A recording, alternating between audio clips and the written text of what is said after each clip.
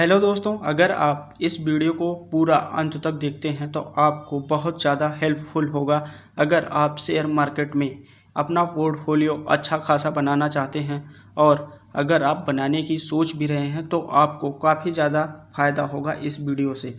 तो चलिए स्टार्ट करते हैं। लेकिन दोस्तों, इससे पहले हम आपको बता दें कि अगर आप हमारे वीडियो पे पहली बार आए हैं तो हमारे चैनल को सब्सक्राइब कर लें और वीडियो को लाइक कर लें।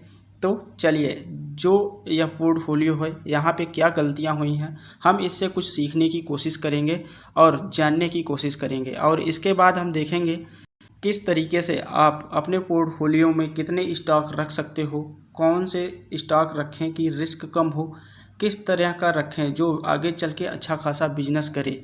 और यहाँ पे देख सकते हैं कि अगर आपके पोर्टफोलियो में पहले से कोई स्टॉक है तो उसमें कब आपको ऐड करना है, इसके बारे में भी बात करेंगे। और इसके साथ ये भी जानेंगे कि अगर आपने अपने पोर्टफोलियो में गलती से कोई माइक्रो कैप टाइप की कंपनी ऐड कर रखी है तो आप कैसे उसे सुधार सकते हैं अपने गलती को। तो चलिए स्टार्ट करते हैं। तो यहाँ पे देख सकते हैं कि ये जिनका पोर्टफोलियो है इनका आईटीसी का शेयर लिया था 227 रुपये के आसपास, फिर ये बढ़ के हो गया 304 रुपये और इनको 33% का प्रॉफिट हो रहा है ओवरऑल। आप इन्होंने इन्वेस्टमेंट किया था 1,33,838 रुपये का, जो कि अब बढ़ के हो गया है 1,79,144 रुपये। अच्छा खासा प्रॉफिट देखने को मिल रहा है 33%। लेकिन इन्होंने गलती क्या की है, कंपनी भी अच्छी है और इन्वेस्टमेंट जो किया है ये गलती क्या है। तो चलिए देख लेते हैं। क्योंकि इन्होंने सिर्फ एक स्टॉक में बाई की है और इसी में ये इतना ज़्यादा पैसा लगा के रखे हैं। चलिए हम आपको एक एग्जांपल से समझाते हैं।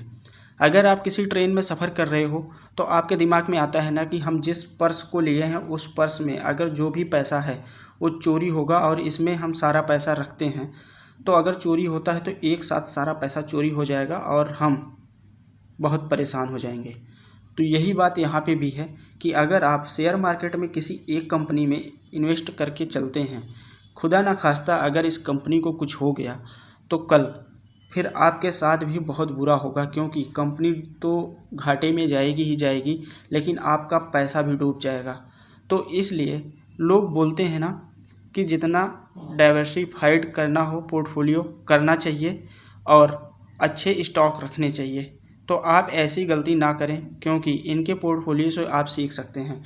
इनको तो अच्छा खासा प्रॉफिट अभी हो रहा है तो अच्छी बात है, क्योंकि कोई दिक्कत की बात नहीं है। लेकिन मान लो अभी आपने देखा होगा कि एक समय था यस बैंक का जो 400 रुपये के आसपास कंपनी चल रही थी, अभी 14 रुपये के आसपास आ गई है। मान लो किसी ने 400 रुपये पे इन्वेस्ट किया होगा यस बैंक में और आज उसका 14 रुपये प्राइस हो गया है। तो बताइए आज उसके साथ कैसा हो रहा होगा और उसको कितनी ज़्यादा दिक्कत हो रही होगी। तो आप ऐसी गलती करने की कोशिश ना करें। तो चलिए यहाँ पे देख लेते हैं कि पोर्टफोलियो में कितने स्टॉक रखने चाहिए और कौन सा रखें कि रिस्क कम हो और किस तरीके का रखें और अपने पोर्टफोलियो में कब ऐड करना चाहिए। तो यहाँ पे देख सकते हैं कि कैसा बनाएं आप अपना पोर्टफोलियो। लोग पूछते हैं ना कि कितने शेयर रखने चाहिए। यह कोई रूल नहीं है दोस्तों कि कितने शेयर रखने चाहिए, और यह कहीं पे लिखा भी नहीं है। आप एक भी रख सकते हो, एक से ज़्यादा भी रख सकते हो, 10 रख सकते हैं, 100 रख सकते हैं, ये तो आपके ऊपर डिपेंड करता है। लेकिन हाँ, अभी आपने जो हम आपको पोर्टफोलियो दिखाएं उसके हिसाब से एक नहीं रखना चाहिए, एक से ज़्यादा ही रखना चाहिए, तो आपका पोर्टफोलियो थोड़ा ठीक रहेगा। लेकिन इसके साथ साथ हम ये भी देखेंगे कि कैसा रखना चाहिए जिससे हमें रिस्क कम हो। रिस्क कम करने के लिए आपको सबसे पहले तो लार्ज कैप की कंपनी रखनी चाहिए, ठीक है, जहाँ पे आपका पैसा थोड़ा सा सिक्योर होता है। और दूसरी बात की लीडर सेक्टर होनी चाहिए। जैसे अभी पेंट के सेक्टर में एशियन पेंट अच्छी कंपनी है। आईटी के सेक्टर में आप देखेंगे कि टीसीएस अच्छी कंपनी है। तो इन कंपनियों में छोटी कंपनियों के कंपेयर में रिस्क कम होता है। लेकिन हाँ दोस्तों, ये थोड़ा सा ड्रॉबैक होता है कि यह कंपनियां ब्लू चिप टाइप की कंपनियां होती हैं तो इनमें थोड़ा सा पैसा धीरे धीरे ग्रो होता है। लेकिन दोस्तों, अगर आपको पैसा अपना कैपिटल सेव करके चलना है तो थोड़ा सा रिस्क कम करना होगा। हाँ, हम ये नहीं कहते हैं कि आप छोटी कंपनियों में इन्वेस्ट ना करिए, लेकिन आप लार्ज कैप की कंपनियों में ज़्यादा पैसा इन्वेस्ट करिए, छोटी कंपनियों में और कम, और जो माइक्रो कैप टाइप की हैं तो उनमें और कम। इस तरीके से आप अपने पोर्टफोलियो को बनाइए ताकि आपका पैसा डूबने का चांस कम हो। और यहाँ पे देखेंगे कि किस तरह का होना चाहिए, मतलब हमारे जो पोर्टफोलियो स्टॉक है वो किस तरीके की होनी चाहिए। तो इस पॉइंट के लिए आपको थोड़ा सा दिमाग लगाना होगा, क्योंकि यह आप खुद तय कर सकते हैं, डिसाइड कर सकते हैं कि आने वाले समय में कौन सी कंपनी का बिजनेस अच्छा चलने वाला है और कौन सा सेक्टर अच्छा चलने वाला है।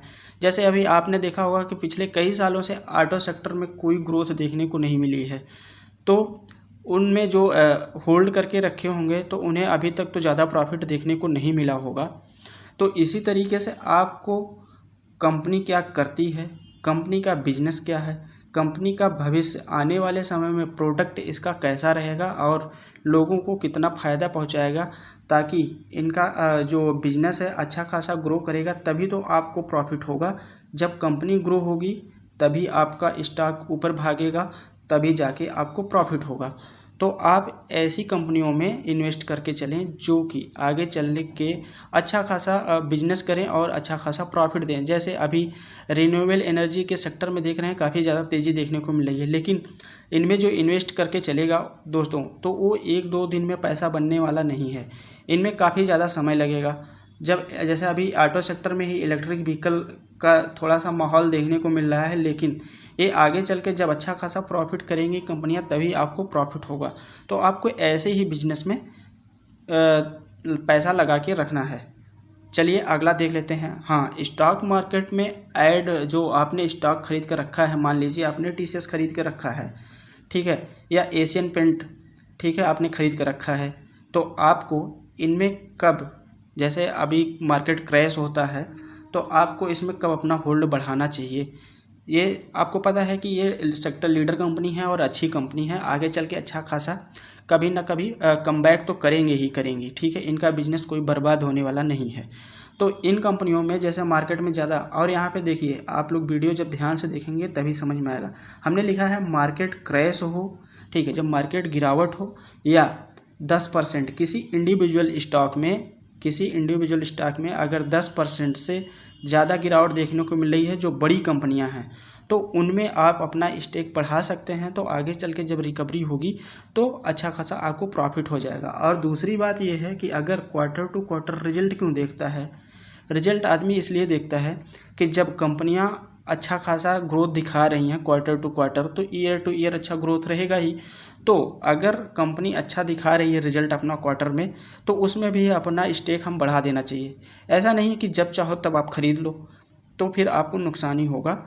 और क्योंकि वो तो ट्रेडिंग का काम होता है, अगर आप इन्वेस्टमेंट करते हैं तो आपको कुछ इस तरीके से अपने पोर्टफोलियो को मैनेज करना होगा। और एक गलती लोग कर बैठते हैं शुरू में, हमने भी की है। क्या करते हैं लोग कि गलती से कोई माइक्रो कैप टाइप की कंपनी बाई कर लिए, ठीक है, छोटी कंपनी है या उससे छोटी कंपनी माइक्रो कैप टाइप से, तो अगर आपके पोर्टफोलियो में वो बचा हुआ है तो आप 2 तरीके से उसे पैसा निकाल सकते हैं। या तो वो जो कंपनी है वो आपको प्रॉफिट दे रही है अगर छोटी कंपनी, तो आप वहाँ पे अपना जो कैपिटल यानी कि मूलधन लेके आए हैं, उसमें से अगर आपने 10 शेयर निकाला, और अगर वहाँ पे देखो छोटी कंपनियों में ज़्यादा प्रॉफिट होने के चांस बहुत ज़्यादा होते हैं और बहुत ज़्यादा नुकसान होने के भी चांसेस होते हैं। तो वहाँ पे क्या कि अगर मान लो छोटी कंपनियाँ भागती हैं बहुत तेज़ी से, और जिस दिन कंपनी भागे ज़्यादा, अगर मान लो 100% का आपको प्रॉफिट हो रहा है, तो आपने वहाँ पे 10 शेयर खरीद के रखा है, 100% का प्रॉफिट हो रहा है, तो आप 5 शेयर अपना कैपिटल बचा के निकल लीजिए, 5 शेयर होल्ड कीजिए। अब आपका पैसा हो गया है सेफ, ठीक है। तो आप 5 शेयर, अब अगर प्रॉफिट होता है तो अच्छी बात है, नहीं होता है तो कोई बात नहीं, ठीक है। इस तरीके से आप अपने पोर्टफोलियो को मैनेज कीजिए। और अगर आपको लॉस हो रहा है और कंपनी का फ्यूचर अच्छा नहीं देखने को मिल रहा है और बिजनेस भी अच्छा नहीं हो रहा है, क्वार्टर टू क्वार्टर रिजल्ट भी गड़बड़ आ रहे हैं, इन माइक्रो कैप टाइप की कंपनियों की बात कर रहे हैं, तो आप क्या करिए कि जैसे लोग आप फ्यूचर एंड ऑप्शन ट्रेडिंग ये सब करते हैं लोग, तो उसमें स्टार प्लस लगा के चलते हैं। तो आप भी ऐसा लगा के चलिए कि अगर आपको ज़्यादा कंपनी का फ्यूचर नहीं दिख रहा है तो आपको जितना पैसा मिल रहा है ना दोस्त, वहाँ से लेके निकलो, नहीं तो आपका वो भी पैसा डूब जाएगा और आपका कैपिटल भी ख़त्म हो जाएगा। तो आप कुछ इस तरीके से अपने पोर्टफोलियो को मैनेज कर सकते हैं। अगर आपको यह वीडियो अच्छी लगे तो प्लीज़ एक बार और हमारे वीडियो को लाइक कर दीजिए और हमारे चैनल को सब्सक्राइब कर दीजिए। धन्यवाद दोस्तों।